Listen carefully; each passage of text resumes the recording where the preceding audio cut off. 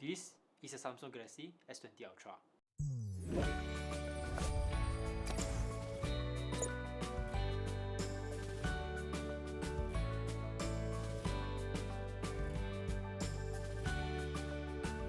In 2020, Samsung overhauled its S lineup and jumped straight into the S20 instead of S11.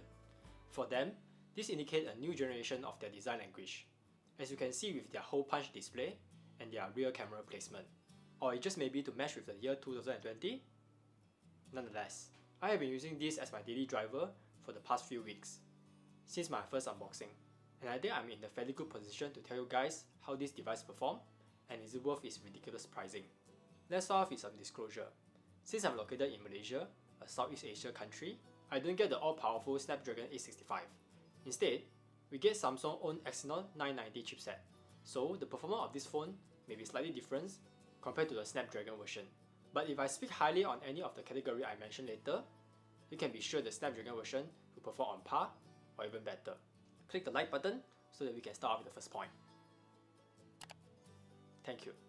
The processor will be the main difference between both versions, and the difference in performance is quite huge, especially in the GPU department. Let's first look at the CPU. As you can see in the graph, there's around 5 to 10% difference in speed, and throughout my usage in the past few weeks, there's no lag whatsoever in day-to-day use. And if you don't use your phone for heavy lifting tasks, I think you are in a fairly good position. But it is a different story in the GPU department. By looking at the graph, you can see there is almost a 50% difference in GPU speed, and there is something that I didn't expect. It is most likely the SoC slowing down aggressively to deliver better battery life. But since you are paying that much for a premium phone, this performance is unacceptable. That being said, this is all a number. How did it perform in the real world? I would say it performs just like a flagship smartphone. Every game I throw at it, like Mobile Legends, Alpha's 9, PUBG, it plays out flawlessly. So don't feel like you're getting left out if your region only sells the Exynon version. Next up will be the display. One of the huge improvements compared to the S10 series is the 120Hz display. It is ultra smooth in day-to-day swiping left and right. If you try one of these in the past, you know what I mean. You will really appreciate your day-to-day use, and it is a joy using it. Some of you might not even notice the difference between 60Hz and 120Hz, unless there is a direct comparison. And this is quite normal, as there are some around me don't even notice the difference, even if I give them a direct comparison. So you guys should try out one in the store, as this 30 frames per second video will do it justice. S20 display do support up to WQHD resolution, but with this resolution, it can't support the amazing 120Hz display. You have to choose between the resolution or frame rate. I mentioned this in my top 5 video of the S20 Ultra right up there, so check it out. But in short, the S20 will default to Full HD Plus and 60Hz refresh rate when you initially set it up. So do turn either of it on if you want the full power of the display. And if you can't notice the difference between 60Hz and 120Hz, then it might be better to turn on the QHD display. Or heck, turn off both, then you can get a better battery life. But do keep in mind, by turning either on, the battery will get a hit. Speaking of battery, let's talk about the battery life. The S20 Ultra sports a 5000 mAh battery, and it is pretty huge when you look at the number itself.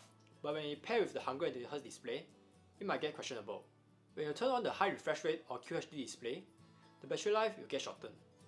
For reference, I unplugged the phone around 9 AM, and at the end of the day, around 9 PM, it left around 15%. As for the display time shown in the Android setting, it records 4 to 5 hours of screen downtime. Even if you play a lot of games during the day, the included 25W charger will juice up a dead battery to 62% in 30 minutes. Next up, the camera, front and center feature of all S20 Ultra advertisement. The main highlight will be its 108MP camera and 8K video recording. There is a total of 4 cameras at the back of the phone, and the main wide-angle camera sitting right in the middle. The main purpose of a high-resolution camera is to zoom in without losing detail. The 10x optical zoom is usable, and is able to make up detail from objects far away. So I would say it's quite useful if you actually need it. But for the 100x zoom, everything is so pixelated that it's almost unusable. It is nice to show off to the others, but definitely not usable. As a comparison, I do have a Xiaomi Mi Note 10. They also sport a 108MP camera. And by comparing both pictures side by side, the Xiaomi Mi Note 10 does produce a more detailed looking photo when I zoom into detail, as you can see in the comparison. The camera performance of S20 Ultra is a bit disappointing. as the detail of the photo does lag a bit compared to the Mi Note 10 photo. Samsung didn't push a software update to improve its camera performance, but I don't see any improvement. With the amount of money I spent on the phone, I do expect more on its camera department. As for the 8K video recording, it is not much different from 4K when watching on my phone or even my desktop monitor. So, you might as well record in 4K, unless you want to crop the video. Aside from all the fancy stuff, the S20 does pack with all the high-end features that you expect from a flagship smartphone. The ultrasonic in-screen fingerprint sensor works as intended, but definitely not faster than the traditional fingerprint sensor that we used to have. 5G modem is mostly for future proofing, as there is no 5G network available in Malaysia yet, so I can't verify how it's performed and its effect on the battery life. Other than that, the S20 does provide us with a stereo speaker from its earpiece and downward firing speaker, a micro SD card slot that supports up to 1TB, Wi-Fi 6, and reverse wireless charging, everything packed into a beautiful metal and glass body. The S20 Ultra is definitely a great phone, and will remain as one of the top smartphones by the end of the year. With all these features packed inside the phone, you are getting all the latest and greatest in this package. But even with all these great features, it may still not worth the 1400 starting price Samsung is asking. As a disclaimer, the external version from Malaysia costs around $1,100, so it might get somewhat justifiable for Southeast Asia user, but this is still a $1,000 phone. Unless if you want the latest and greatest phone right now, I would definitely recommend the S20 Ultra. If you can look past my small complaint on the camera department. Actually, the camera of the S20 Ultra is quite disappointing when compared to the iPhone 11 Pro.